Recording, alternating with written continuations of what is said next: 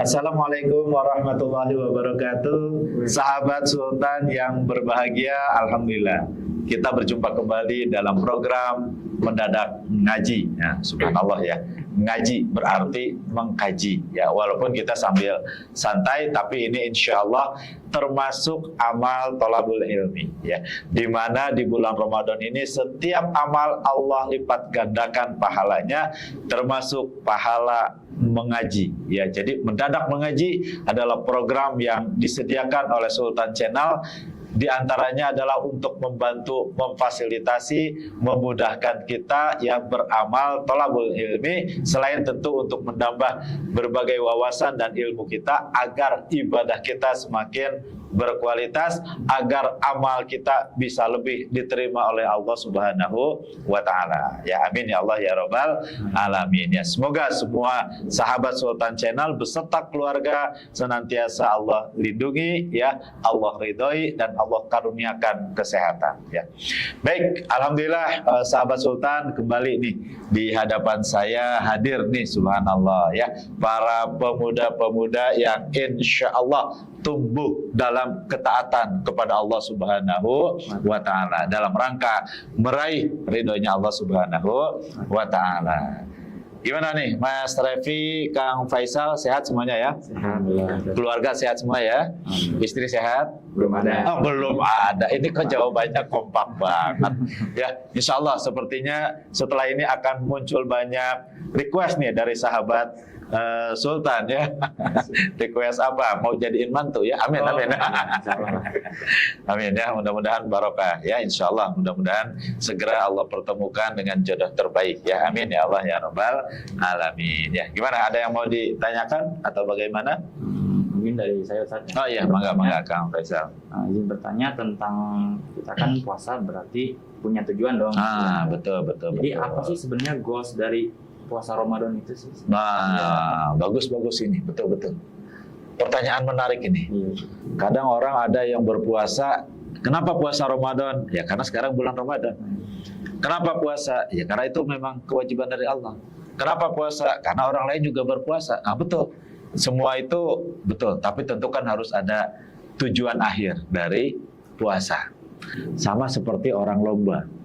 Pada saat orang lomba, hal apa yang pertama kali harus diketahui oleh orang yang akan lomba?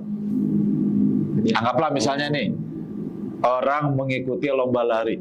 Yang paling pertama harus diketahui oleh orang yang lomba lari apa? Garis finish. Bayangkan, Mas Revi ikut lomba lari, nggak tahu garis finishnya di mana. Beres gak tuh larinya?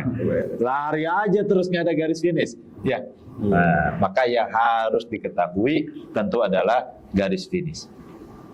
Termasuk kita nih, ketika kita melaksanakan puasa di bulan Ramadan, tentu yang harus diketahui adalah tujuan akhir, goal ya dari puasa Ramadan. Apa goalnya? Ya insya Allah Mas Revi, Kang Faisal pasti sudah hafal ayatnya ya.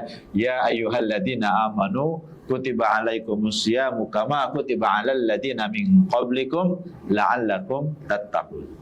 Wallahu a'lam bihaqiqati murad. Ya ayyuhalladzina amanu, wahai orang-orang yang beriman. Jadi yang diseru adalah orang yang beriman.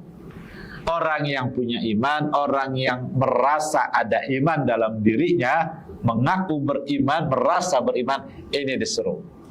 Kutiba, asal kata dari kataba, telah dicatat, maksudnya adalah telah diwajibkan, alaikum atas kalian asyam, untuk melaksanakan puasa.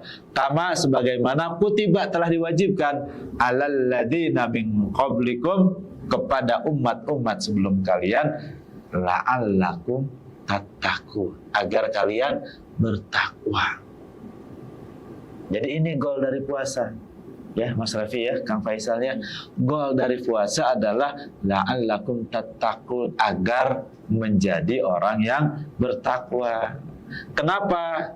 Perhatikan ayat ini. Di awal ayat Allah menyeru orang yang beriman.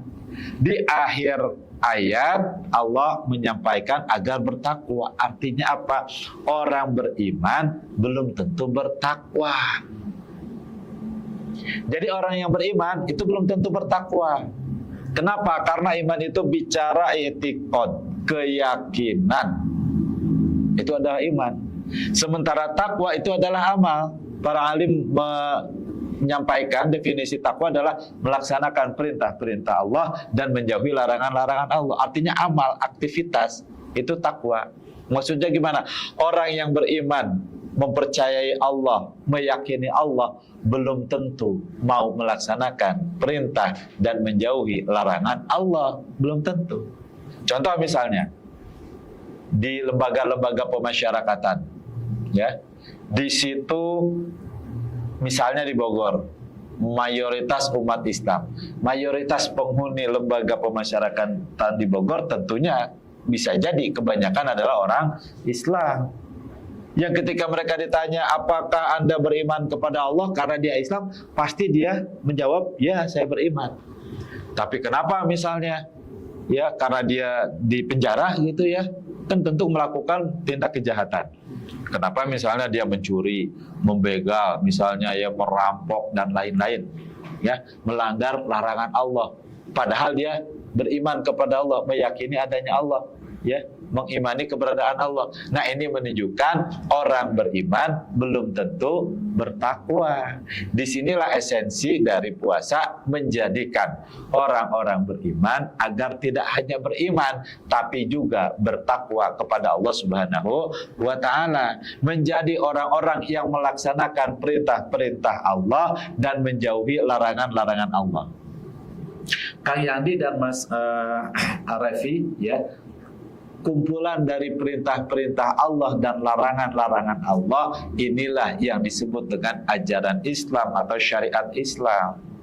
Ya, jadi orang yang beriman itu ya disuruh puasa agar menjadi orang yang bertakwa, agar menjadi orang yang mau melaksanakan perintah Allah dan menjauhi larangan Allah, ya agar mau melaksanakan ajaran Allah, yaitu ajaran Islam atau syariat Islam. Jadi itu sebetulnya goal dari puasa Ramadan. Ya, seperti itu. Mungkin ada satu pertanyaan lagi. Oh, bangga, mau banyak juga nggak apa-apa gitu. Boleh. Ini kan kalau misalkan Ramadan atau bulan puasa itu kan momen ya. Betul. Momen ketika kita melakukan habits atau kebiasaan yang memang cocok gitu di bulan suci Ramadan itu. Betul. Contoh kayak baca Quran. Betul. Terus kayak salat duha dan lain gitu kan. Betul. Nah, bagaimana caranya ketika kita Ramadan udah habis nih, Ted? Betul. Tapi amal soleh itu harus tetap dikerjakan selain di bulan itu. Nah, bagaimana itu supaya terjaga gitu?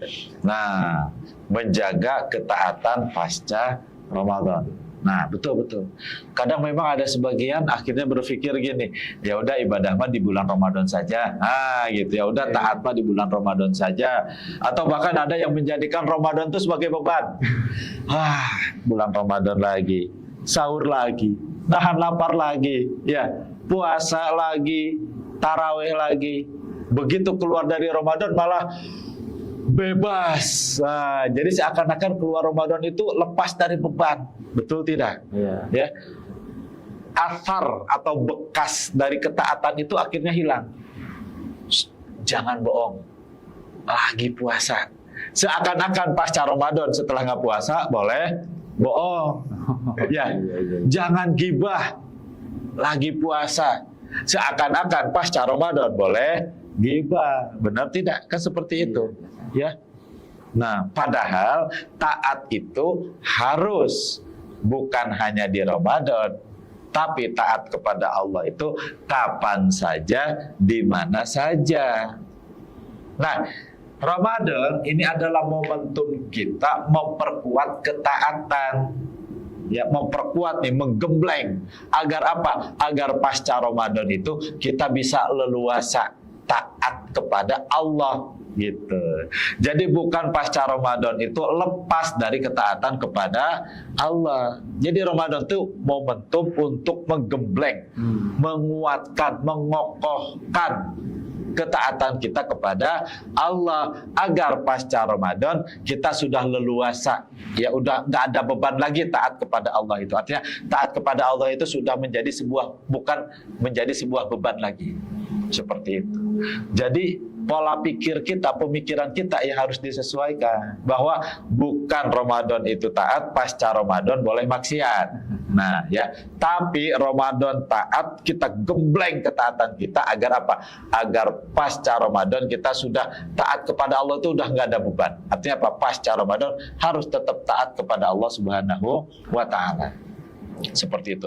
Bagaimana cara merawatnya? Ya tadi, memperkuat keimanan kita, memperkokoh ketakwaan kita, dan itu juga bisa dibangun dengan kita ya mendekatkan diri kepada Allah. Dengan apa? Membiasakan ya melakukan ibadah-ibadah nafilah, Al-Quran. Nah, kita harus bersahabat dengan Al-Quran. Ya, sholat sunnah dan sebagainya, zikir dan sebagainya, ya beramal sholih, membantu sesama dan lain-lain.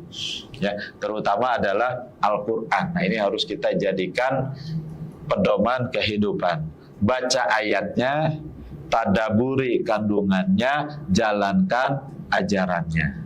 Nah, itu yang harus kita lakukan. Jadi kalau misalnya sering dikatakan Ramadan adalah syahrul Quran, ya, bulannya Al-Quran, ya, maka pasca Ramadan pun Al-Quran harus tetap menjadi sahabat kita.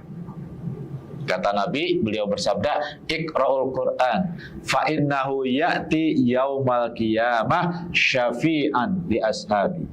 Bacalah Al-Quran. Kenapa? Karena Al-Quran akan datang pada hari kiamat memberikan syafaat bagi para sahabat-sahabatnya, bagi para penolong-penolongnya. Nah, Al-Quran juga bisa menjadi bekal kita. Untuk apa? Untuk tetap taat kepada Allah pasca Ramadan.